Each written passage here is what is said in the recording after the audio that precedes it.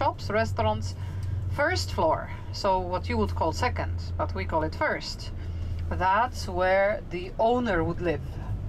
And then all the others, all the way for government district after 1920. So for example, this building on the left, Ministry of Business, of Economy, that comes from 1920s. It's such an old building. The church in the center of the square is a reconstruction. Before the war, there stood here this beautiful church, exactly the same like this one, built in 1830. That's a church from 1830, but completely destroyed during the war. So what you see here is a reconstruction of the Polish Communist Party. So you see it's enormous. The Polish Communist Party was very strong. It ruled us for the last 40 years. Right next door to it, you can see the statue of Charles de Gaulle, who was a very popular hero, 1920s especially. Aristocracy, and have now been turned, well, not now, already in the 19th and 18th century, have been turned into the Warsaw University. Here it is on the right side. That's the main gate. This is my alma mater, so very important place. On the left side, another university in another gorgeous aristocratic palace, Academy of Fine Arts. That's where our artists are being educated. But look to the right. This building was in the hands of our famous pianist Paderewski. He was the owner of it. He was a very wealthy man. So this is the White House. This is where our president lives and works.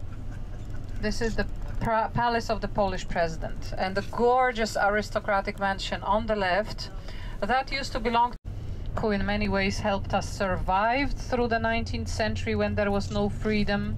Thanks to his poetry, it was much easier to move the capital from Krakow to Warsaw, because he needed a capital more centrally located. That was the only reason.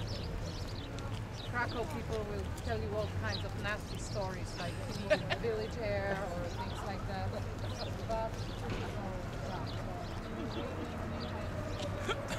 centrally located city, so that the parliament members could gather and could have it easy to travel from all around the country. And remember, it was a vast country. When we're talking of the period of the 1600s, which was the peak of our politics.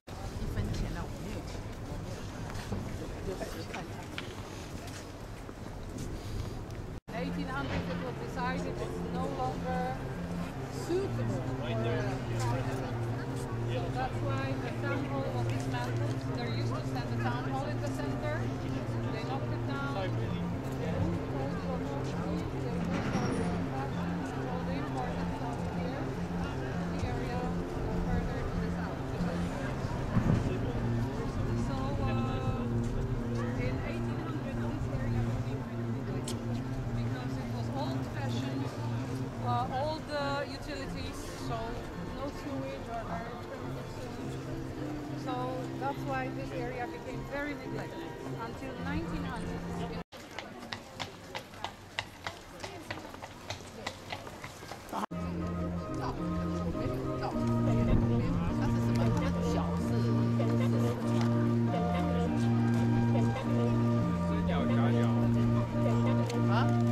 夹的鸟，我们都以为是真的到正前面，一开始是夹的鸟。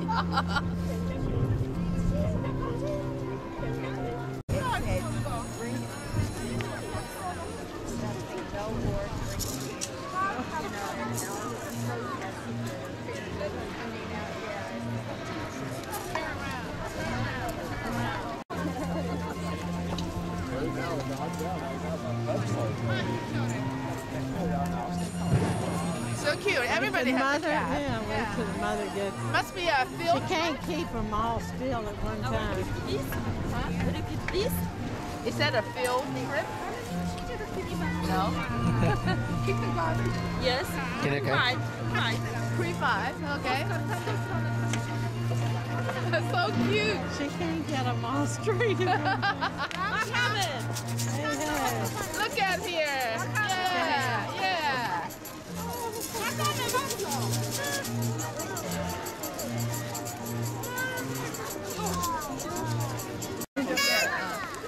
Bye-bye.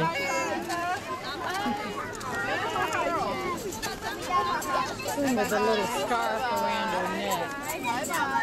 Look at this one with a red scarf around her neck. Bye.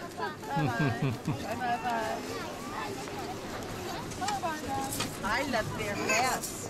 But I don't know why they need to carry this big doll. You know, their room has my sister said, are they protesting? Gallop, chased by centuries of history and glories of the past. You rush along and snatch us up with you to Europe's surprise, soaring, powerful capital, O Warsaw.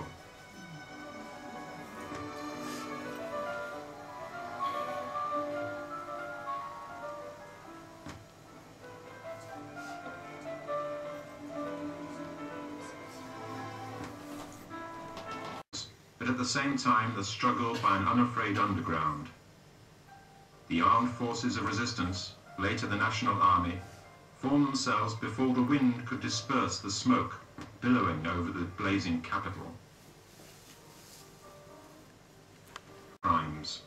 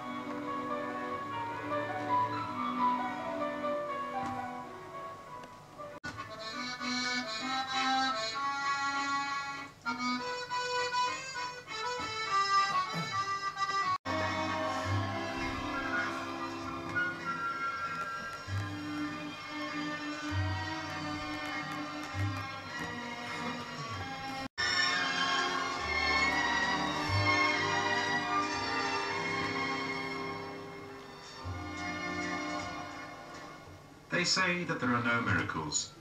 Then what is this city? In 1945, a third of Polish territory was ceded to Russia, Soviet Union, and we became a communist country. We became a part of the so-called Iron Curtain, or behind the Iron Curtain countries.